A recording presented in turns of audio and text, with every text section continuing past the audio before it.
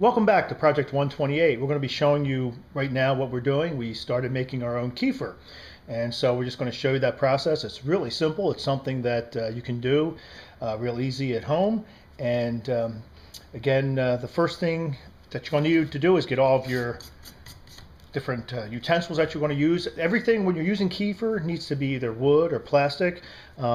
When I've read about it, it says that if you use anything that's metal, it'll actually react with the bacteria and kill some of the bacteria in your kefir. The things that we purchased here, we just picked up at our local Walmart. We have our plastic stir spoon, we have a plastic strainer, we have a plastic container for our finished product that we keep in the refrigerator.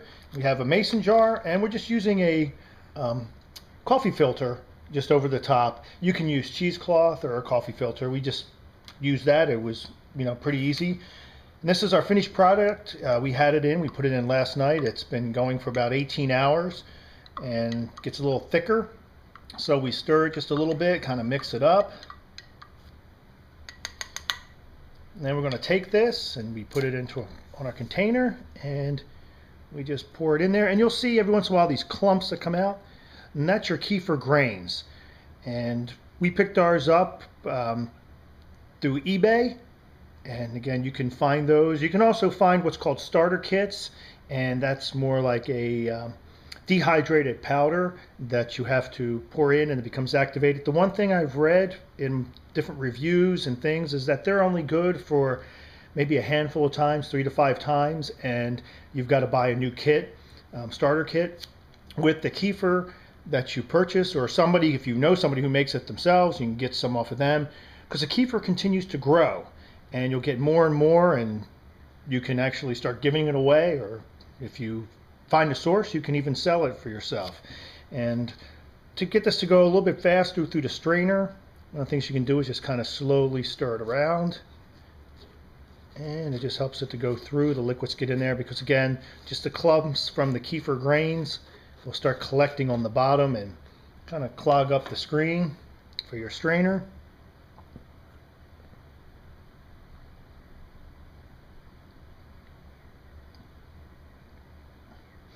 Okay, again, we're going to let that do that.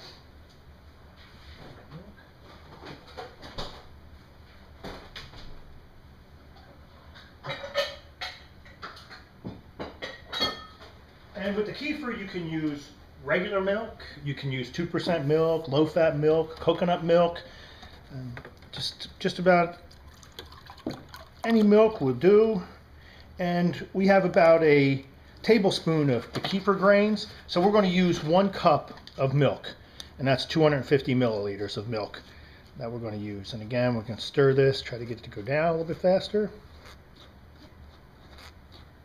And I'll show you here in a minute. The grains look like, I kind of think they look like a thick tapioca.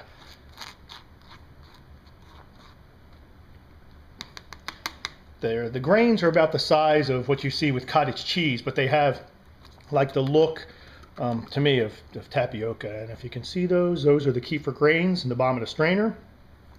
And what we're going to do is just going to pour those back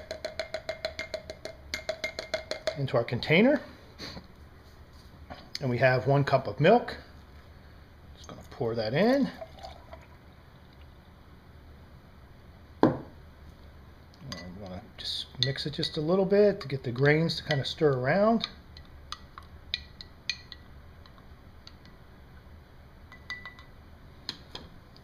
Wipe off the edge here.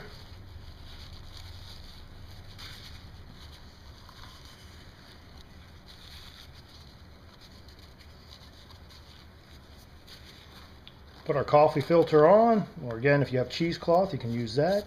And if you need to, too, if you don't have a plastic strainer, you can use cheesecloth to strain it.